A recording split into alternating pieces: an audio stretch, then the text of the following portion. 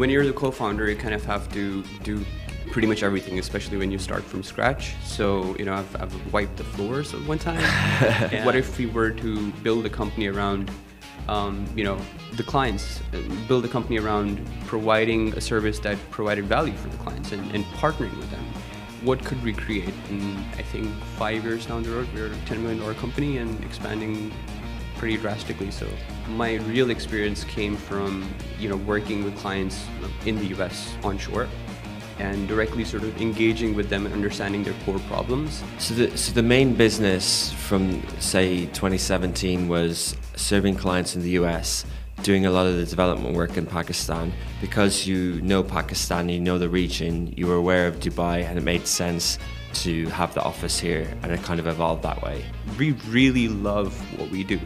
And because we love what we do, we can waive off a lot of charges because, understanding a certain industry is a reward in its own self, because you can take that knowledge and be a technology leader in that space. Understanding your customer's need is critical. Like, technology is just a platform.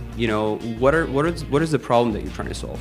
Most of the times what we see is, entrepreneurs would get a little bit creative with their ideas and sort of start to solve everybody's problem and not really focusing on their core customer.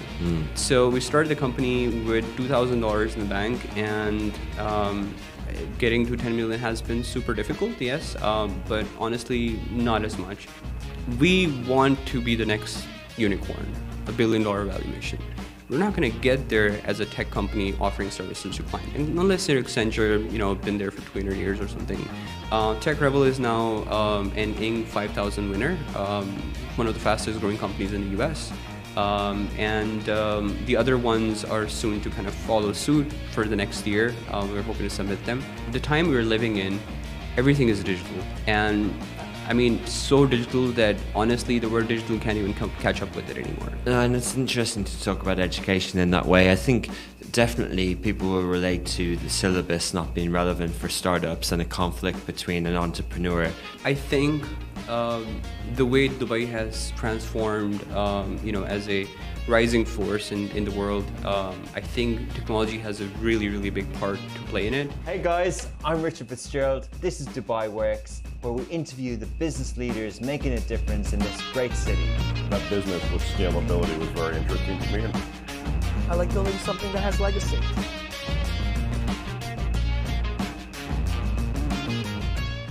Welcome back to another episode of Dubai Works Business Podcast. This week I'm back in the studio and we're joined by another co-founder and CMO guest on the show today. He is Abeer Raza of TekRevol, and he will explain all what TekRevol is.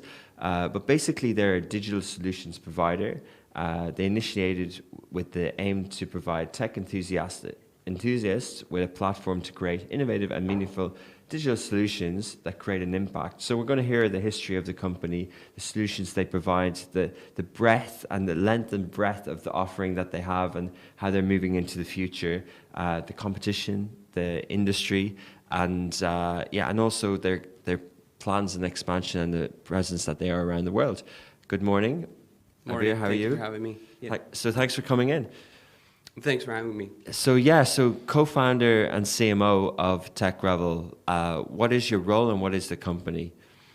I guess my role is pretty much everything that happens under the sun in the company. So it's when you're the co-founder, you kind of have to do pretty much everything, especially when you start from scratch. So, I've wiped the floors at one time and, played HR, played admin, played pretty much every department until I found what works for me best, which is marketing.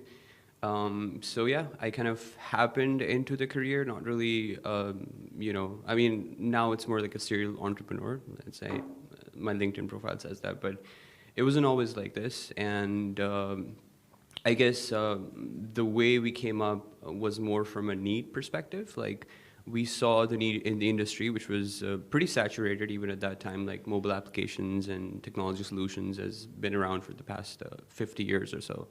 So it wasn't really a new, idea or a new approach. But one of the needs that we saw was being client-centric. Like, understanding what the needs of the clients are and what exactly is it that they're looking for, which they sometimes don't even know. So for us, when we got started, I was working at a consulting firm, so a lot of talking, not a lot of doing. And I realized early on that the focus there was to drive revenue for the company and not really care about what the clients want or need. So, and having worked in different startups in tech, I kind of realized that was like a generic sort of way that they approach things. So we the found consultancy firms or the tech startups? The yeah, consultancy firms. not so that was my first consulting experience, but before that was more technology services companies. So I kind of realized that sticking around in that space would not really fulfill what we wanted to do. Hence the name TekRevol, Technology Revolution. So I guess as I said, like it was more of a need that we saw that what if we were to build a company around the clients, build a company around providing a service that provided value for the clients and partnering with them. What could we create? And I think 5 years down the road, we're a $10 million company and expanding pretty drastically. So amazing. So 5 years down, so 10 million in services. So 2021 revenue, 10 million in revenue services from the solutions that you provide for your clients. yeah, exactly. It's quite impressive. And your background before that, when did you come to Dubai? What did you study, and at what stage were you when you set up this business? I did my MBA in marketing, and I could have just, stayed home for 4 years and it wouldn't have mattered anyways, because honestly, an MBA doesn't really teach you much. But, in essence, I guess in terms of the background, like as I said, like I've been involved in tech companies from before, quite a few tech companies. And I guess that's what taught me on how to deliver performance-driven solutions and how to essentially express value to clients and sort of productize different services. But in essence, I think my real experience came from working with clients in the US onshore and directly sort of engaging with them and understanding their core problems. So, hence the revolution aspect or technology transformation as a whole, where you have to really embed yourself as more like an analyst when you're studying their industry, studying their framework, and really understand exactly what their core problem is and how can you solve it with technology. So that's, and honestly, like, people talk about technology and how it's taking jobs and stuff, but you have to realize that there's a huge human element to this. And at its core, even technology is human-focused, human-centric. So that's what we try to drive with TekRevol, and that's kind of been my experience so far as well, that if you can just connect with the human component within a business, there's a lot that you can achieve. Okay, so where was the first office? Was it in Dubai? No, we set up our first office in Newark, California. And because obviously it's Silicon Valley, tech hub and all that stuff. So, but we expanded pretty soon into Houston and then New York and a couple other places. In fact, we had just recently started up our Ukraine office, which we had to kind of roll back a little bit. But Would that have been an office to serve the Ukrainian market or to serve your other offices? More of a production house for Yeah. us. Not really serving the Ukraine market. We thought about it initially, but it was too late. The war started like a few months later. So we had to roll it back. But it's interesting how, my perception of Ukraine changed completely when I went to Kiev and I saw how, mobile payments was just like insane there. Like, and even, I would even compare it to US, like it's not as much proliferated as it is in Kiev.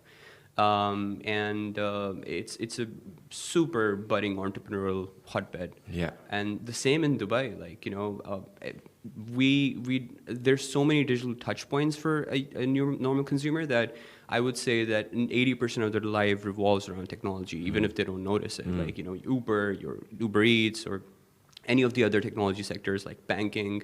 So even like, how the metro works here, like, who would have imagined 10 years ago or 15 years ago having the I mean, you can use your NOL card with your taxis, with everything, so integrated.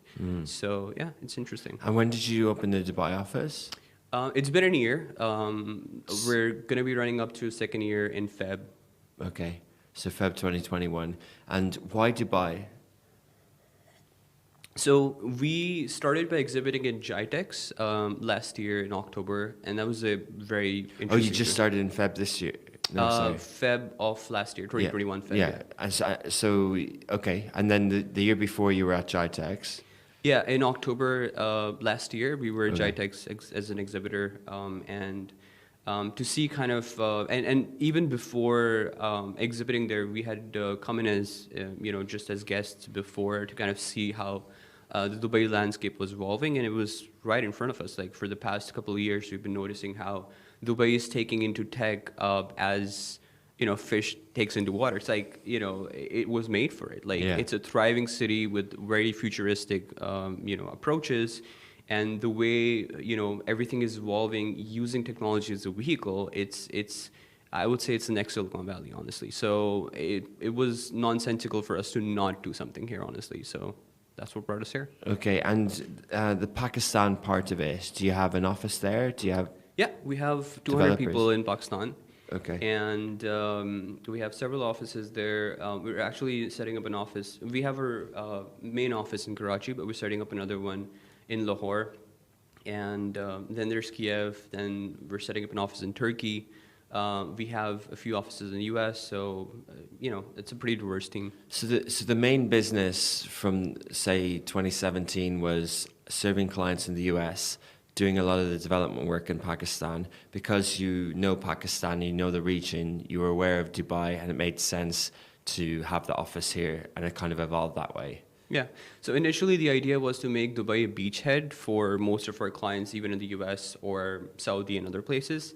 But then when we started getting around and we started to kind of feel out, what the market has to offer, our focus has shifted now. So we're hiring about 20 people here, hopefully this year. We've already taken up an office space, a pretty large one in DMCC. So now the focus is to kind of make this more of a hybrid between a production place as well as a client-facing company. Because we're seeing a lot of business come in, and again, just the landscape itself. So we're now thinking more in terms of how we can make it into an incubator / accelerator, similar to like Y Combinator. In fact, that's we launched Rebel Ventures last month, just from that focus perspective. And what we want to do is kind of have a collaboration between investors in the U.S. and seed capitalists in the U.S. and bring up talent and startups here in Dubai, and then kind of take them in the U.S. or essentially launch them here as well. And there's so many examples that you can see around you where products came up in just the last couple of years, and they've Kareem and so many others.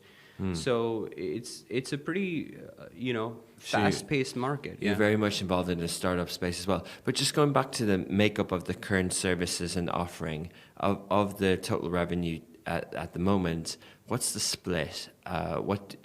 What's the bulk of your commercial offering? So I think overall, if we look at it, with how I guess you could say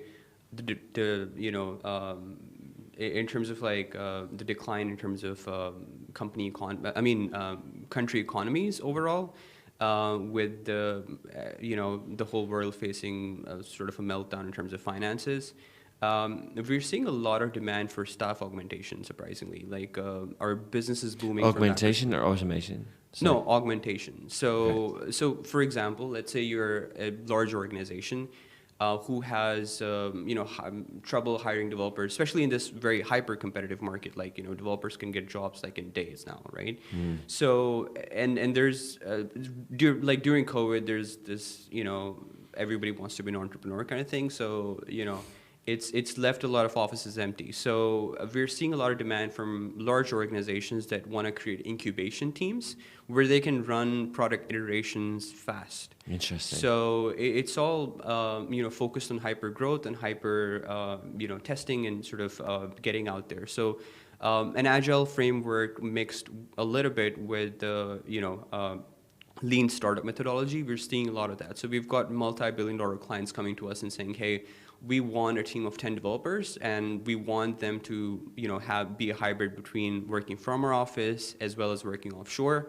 And then what we want to do is we have a list of these products that we want to roll out, test out in the market, and then whichever works, then we do a full-scale version. Or not, we scrap it and move on. So we're seeing a lot of that where companies are, taking outside teams and then kind of embedding them into their structure, all the while making sure that their internal bureaucracies don't get involved. So, yeah. Okay, interesting. So it's not the typical sort of services agency model. It's more like if a company has a tech solution that they need, they can come with consultancy. They can come to you with an idea, but essentially you're going to help them build that as if they're outsourcing it. Yeah, internally. So we would work with CTOs in the company. We would work with CFOs. We work with CEOs to kind of understand what their direction is and where they want to head. My focus in terms of making a technology transformation company has always been to understand the core value that you're trying to drive for the business. So let's say Augustus Media, wants to kind of pursue supremacy in the broadcasting space, and its competitors are Mashable or TechCrunch or all the others. So we want to come in and see what are the processes that we can automate so that you can get there faster. We want to see how can we, mass market by using more channels than you currently have. We want to see how we can scale the ones or tweak the ones that you currently have, and then give you a plan that is tailored to your needs. So it's not a cookie cutter solution. We're not like normal consultancy firm that we come in with like billable hours, like charge you thousands of dollars just to understand the problem. No, that's all something that we want to achieve ourselves, because as you mentioned in the introduction as well, we're technology enthusiasts. Like we really love what we do. And because we love what we do, we can waive off a lot of charges because, understanding a certain industry is reward in its own self, because you can take that knowledge and be a technology leader in that space. Yeah, makes sense. And from the sectors, I assume that you're sector agnostic, but what would take up most of your work at the moment? Is it startup space, or is it, a particular area? Is it government? Is it FMCG? Is it like what's this kind of sector breakdown? Yeah, so we're kind of changing the way we're doing business right now. As I mentioned, the ventures part of it, and the reason being because before, like I think back in 2020, it used to be 80-20, like in terms of startups, making up 80% of our revenue base, and enterprise companies making up 20%. Okay. And we're pivoting more towards a 80-20, except we're flipping it, where 80% makes up enterprise clients, because majorly because we've got some big names that we worked with, and a lot of PR that has actually driven us in front of C-level executives in large organizations. So we're seeing a lot more of that, and obviously, like as I mentioned, the trend of the world like shifting and companies really demanding this service. Like we have to literally turn away projects now. So now the focus is that the revenue that we get from startups, which is projected to be 20%, needs to shift more from a revenue perspective to an equity perspective, where we want to bring in startups and not charge them anything, and essentially take sweat equity, and then take their product and see how we can scale it with them, and then get investors from abroad and sort of keep going and seed Series A, Series B, Series C. I think that's a more sustainable approach overall. It's a different business model, though, isn't it? Yeah, exactly. Yeah. But I think that's where the long-term growth is. Like, because, we meet a lot of entrepreneurs and we see a lot of potential in their ideas, but they seem to always, end up doing the wrong things eventually. They don't execute well because they don't have the tech development experience that you might have. I think it goes a little bit beyond the tech development experience. It's more so about, so again, maybe I'm coming from a marketing standpoint because I'm a CMO, but understanding your customer's need is critical. Like, technology is just a platform. What is the problem that you're trying to solve? Most of the times what we see is, entrepreneurs would get a little bit creative with their ideas and sort of start to solve everybody's problem. and not really focusing on their core customer. So what happens is you have a bloatware, that you're putting out in the space, and it's trying to compete with everybody and trying to take on everybody without any marketing budget, without any sort of buyer persona or any sort of research done behind it. And then eventually it fails because it didn't really click. So we're starting to see more and more that an MVP-based approach is a better idea. And then essentially, whenever you get to a point where you need to scale, you need investors, you need help, you need networking, you need PR. But do you think that the incubator sort of model and the startup, the Y Combinator, that's a model, right? And sometimes if people are doing a service industry like your business, you're probably at 15-20% operating margin, and you're kind of going, well, if we owned some of these companies that are successful, the upside could be far greater. However, the thing that you're good at is the thing that's made you this revenue so far. And then if you spray around, if you own lots of pieces of lots of companies and none of them are successful, you might not have what made you successful in the first place, which is the revenue that you're generating. Yeah, that's very true. I think, so, I'll give a little bit of a history lesson on my part. I'm sorry about that. But when I started off with TekRevol, as I mentioned, I was working in a consulting firm. A decent pay, like I was making about $5,000 at that time, like 26, 25, working in the US, having graduated from Pakistan, never left Pakistan the first time, leaving to the US and working there for a Fortune 500 company. It was a pretty cool thing, Nice. a dream job. And then when I got there, I realized that everything that I really wanted to do, I would just not be able to accomplish it because it was somebody else's leadership, it was somebody else's ideas, and being stuck in a rat race where I had to do what I had to do was just not fulfilling. So I left that job and I started the company, and the only thing that I had at that time was $1,000 that I'd saved up, and I invested that into the company, and my partner did the same thing. So we started this with $2,000. So there's just two founders at the Yes. start, yeah. Asim Reis he's our CTO and the co-founder as well. So we started the company with $2,000 in the bank, and getting to 10 million has been super difficult, yes, but honestly, not as much.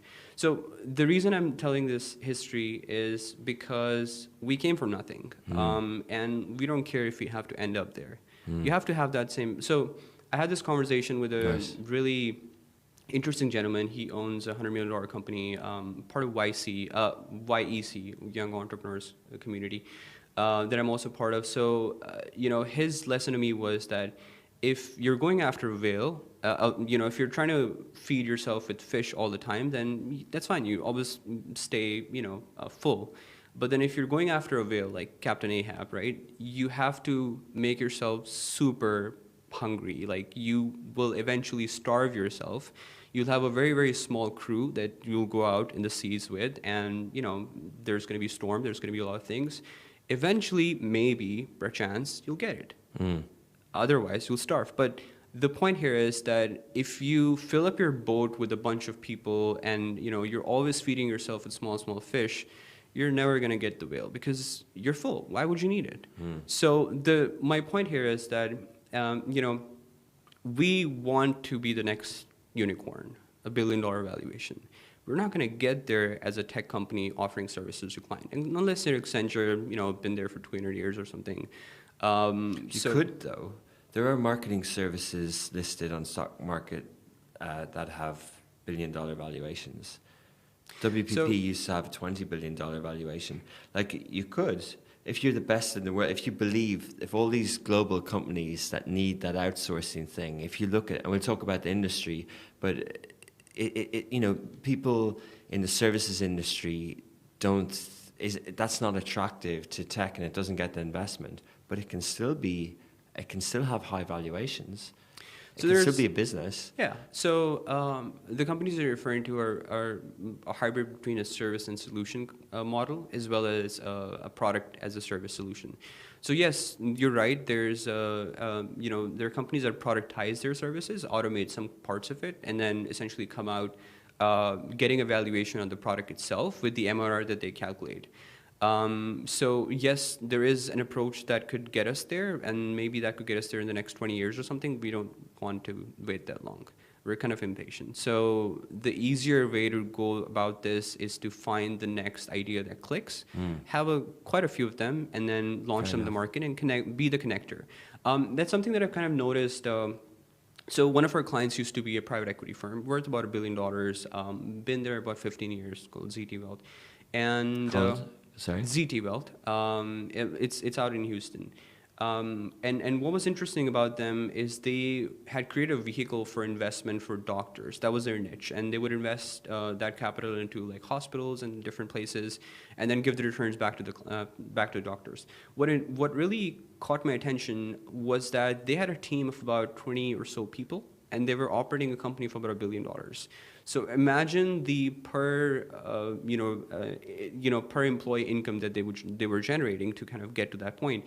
But what's interesting here, and the comparison that I want to draw here, is that in order for you to scale up your revenue, you just have to work smarter, find the right fit, and find the right vehicle. There's a lot of capital out there that you can, sort of pull in if you can inspire people, if you can inspire investors to invest in startups that are scaling, that they see a product market fit in, they see that this can take a certain market cap. You can do a lot, but you obviously have to be invested. If you go to an investor and you're trying to gain investment in a product that you don't own, there's always that risk factor for investors that, hey, you're not invested in it. There's no stake in the game for you, so why would you stick around? So we have, put your money where your mouth is. So this is the only route that I see.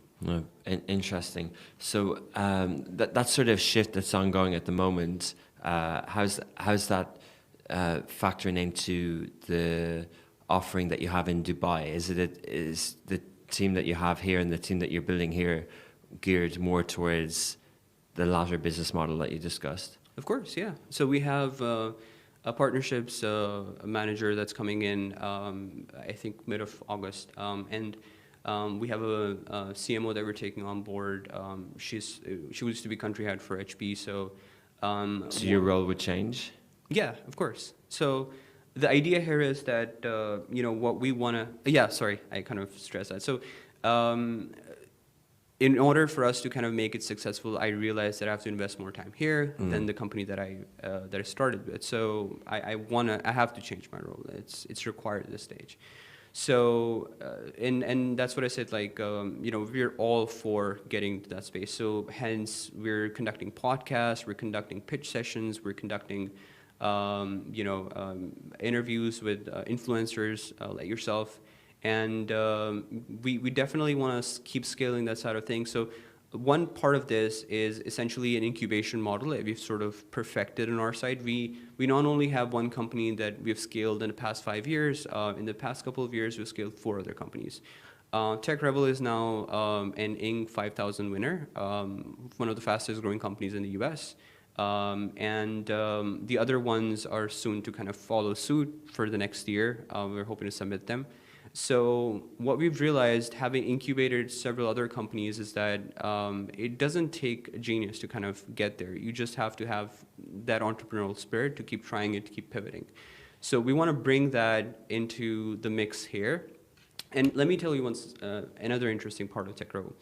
So because, we were just people that kind of started up, this company and didn't really have a lot of experience, we realized that other people could do the same thing. So all the partners that we have in other businesses, they're either employees or they're people that we've just kind of met, friends and people like that, colleagues, that have kind of joined hands with us and started their own ventures. So they're CEOs in their own sort of companies.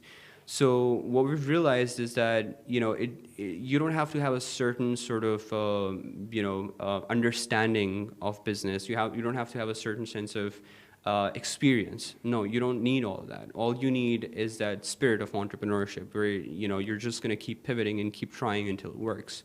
So what we want to do now is bring in more entrepreneurs from our company as well as outside, and then bring them more towards ourselves and sort of invest capital, invest technology services, and then connect them with our network of, investors as well as influencers and stuff. So that's something.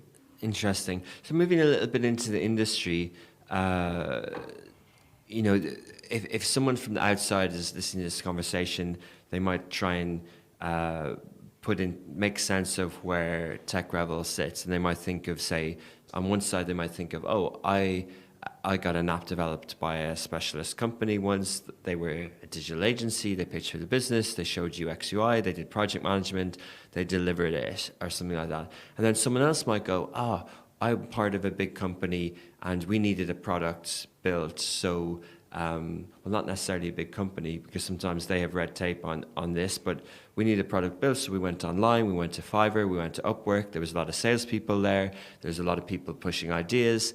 It ended up being done in an office in a low-cost kind of developing country around the world. And there are a lot of those companies. So is that how you would describe the industry that TekRevol was sort of disrupting? You've got your traditional sort of well-known digital agencies, and then you've got this sort of development houses around the world that a lot of people would get cheaper work done by. Do you lean on one side or the other, or are you kind of in the middle? Right.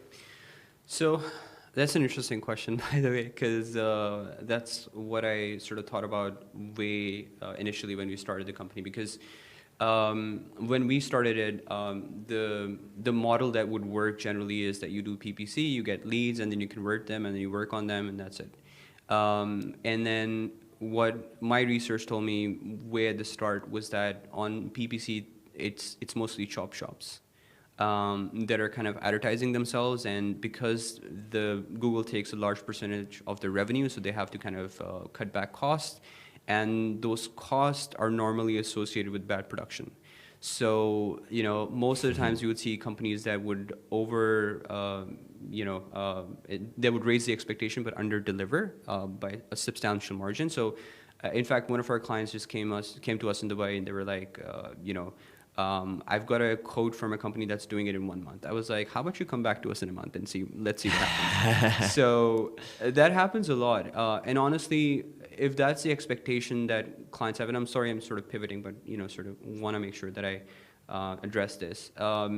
You have to, like product market fit with a product, you also have to have the customer fit with a company. So if a culture matches, if their understanding matches with yours, then it's a perfect marriage. If it doesn't, it's never going to work. And we've had those clients and those products that have stretched for years and years and years where the clients don't even know what they want, and it just keeps going. It's adding cost to us. It's always better to say no at the start and let those people go. So the reason I say this is because when you're mass marketing, when you're just going out there on the digital platform and just showing that you're the top app development company, which is, I think everybody is a top app development company now. But if you're doing that, then you're going to get a lot of clients that you can't say no to because you've already incurred a lot of costs. You've already spent $25,000 on Google, and then you have to make those margins and you have to make those things meet. So you can't say no to a client.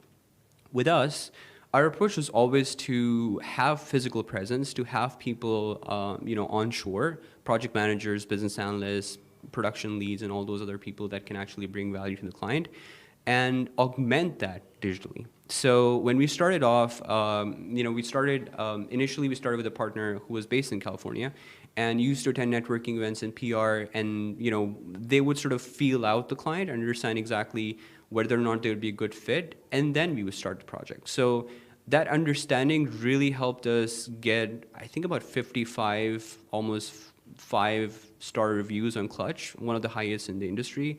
That understanding got us several Fortune 100 companies to work with. That understanding got us out of that rat race of, just spending on Google and trying to recoup the costs from. So even right now, our costs on digital, completely is undershadowed by the cost that we spend on PR and other avenues. So we're not even competing with those companies that are chop shops because honestly, we don't want to. If you start doing that, if you start compromising on our quality of production, then it's a slippery slope. Then it's downhill from there.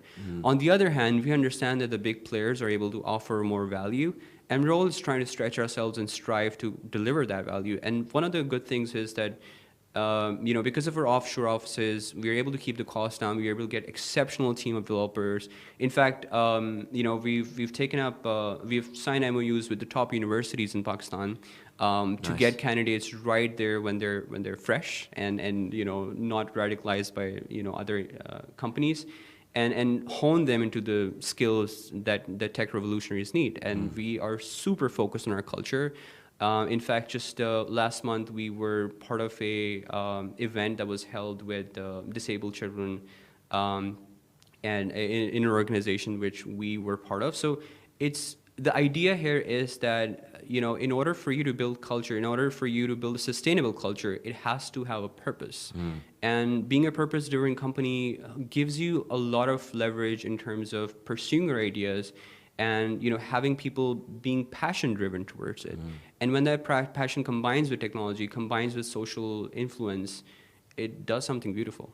So just picking up on that's a really interesting answer, and thanks for explaining it. I understand it. And relating it to marketing, you mentioned earlier that the MBA was sort of worthless for you, which was, some people listening might get triggered by that, but not me, but I'm just picking up on the marketing aspect of it. So you studied marketing, and what you've described there is quite a strategic view of business development led by marketing, and it's quite impressive, right? And it obviously is core of one of the reasons why the company has been successful.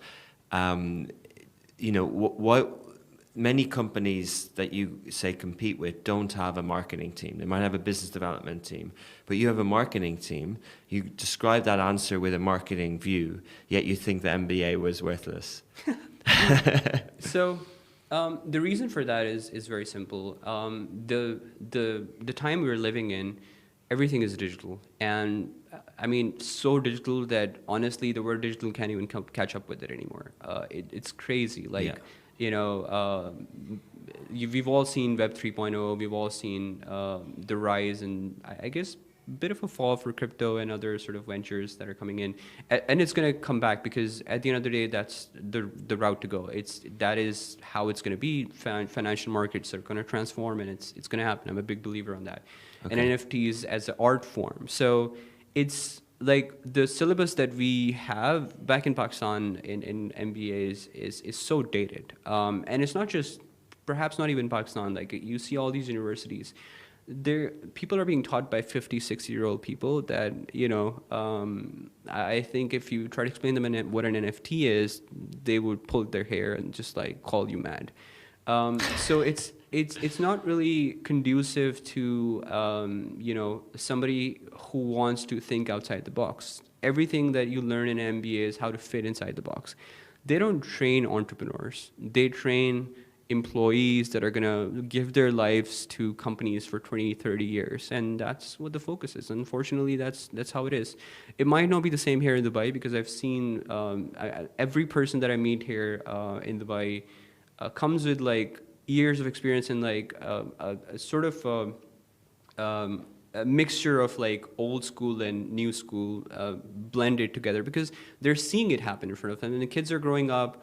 They have their mobile phones and they're kind of engaged in technology, and I have a lot of friends that are side trading on crypto and NFTs and things like that. So it's a lot more robust and it's a lot more vibrant. In Pakistan, unfortunately, that's not the case. So the MBA degree taught me consumer behavior and running media buying on the news and things like that.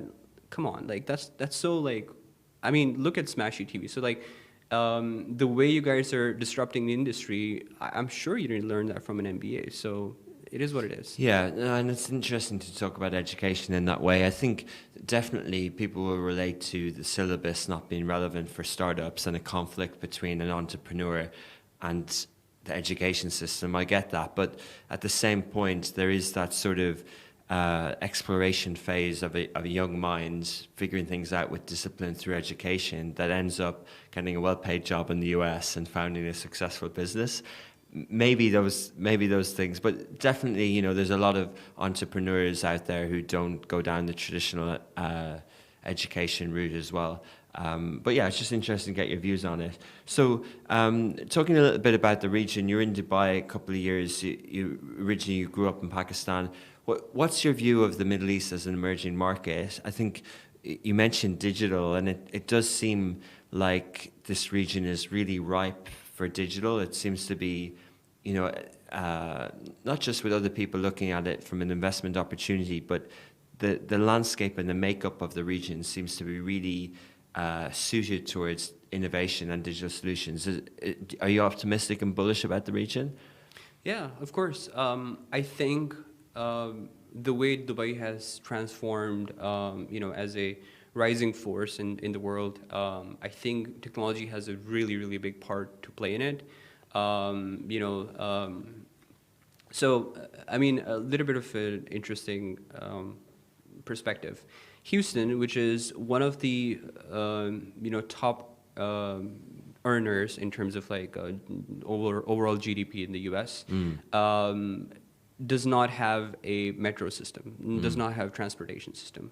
So it's public buses. So and everything, and we have an office there, so it's hell. Like if you're living in downtown, then that's all. I mean, you can survive. If you're living outside, then there's like an hour and a half long commute. The reason I say that is because of technology and how embedded it has become in the whole sinew of Dubai. It's everything is like half an hour away maximum, and we don't even think about it, but it gives you unlocks so much potential in the workforce that just getting to some place really fast and not really caring about commute or all the other sort of factors that are hygiene issues, like the Maslow's hierarchy of needs, something I learned from MBA. So the basic necessities of people here are completely met. So they're already touching that self-actualization phase where they're like, okay, how do I make my mark here?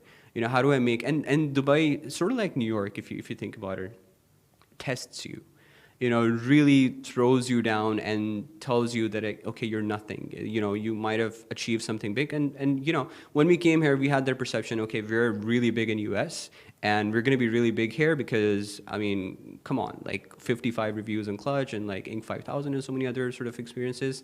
There's no reason why we can't make it big here, but no, that wasn't the case. So we had to start from scratch. So Dubai has that, it really tests you and puts you at that place where you have to claw your way out. And I've seen that with so many different people. And I keep sharing this example with our Pakistan team that every person that I interview, I'm like, I so want to hire this guy because like he's brilliant. Like the top of the top people from Africa, from Europe, from even US and Australia come here to work. So they're not just like like coming to New York because they want to settle down and have a family and have kids. They're coming here to excel. That's all they want to do. So imagine having that sort of draining that brain from all the different countries, bringing them here, giving them all the opportunities that they need to have to excel, making sure their hygiene issues are met, making sure that they have a clear focus towards the future. How is that? I mean, there's no possible way that it's not going to succeed. So amazing, good answer, and I like how you related it to the sort of cutthroat approach or cutthroat view that people might have of New York, because Dubai is like that. It's unforgiving in many ways, promises a lot, but you really do need to earn it here as well. And it shows that it shows a character strength of yours that you've been able to do that here and not been too egotistical and saying, hey, we're the big American guys or whatever. But so that's cool. We all get Dubai. Dubai's great. But do you think that can spill over the UAE, the economy? You obviously know Pakistan well, but not talking about sort of politics or other, but just in terms of the region and the opportunity for other countries in the region to grow in the same way as the UAE?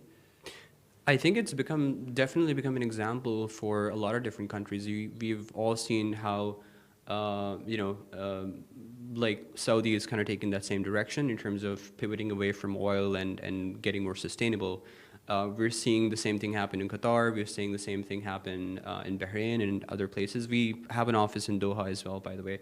And we're setting up another one in Riyadh. So it's definitely become a sort of, I mean, I gave this example earlier where, people in the US have a general perception of how people are in the Middle East or in general in Asia.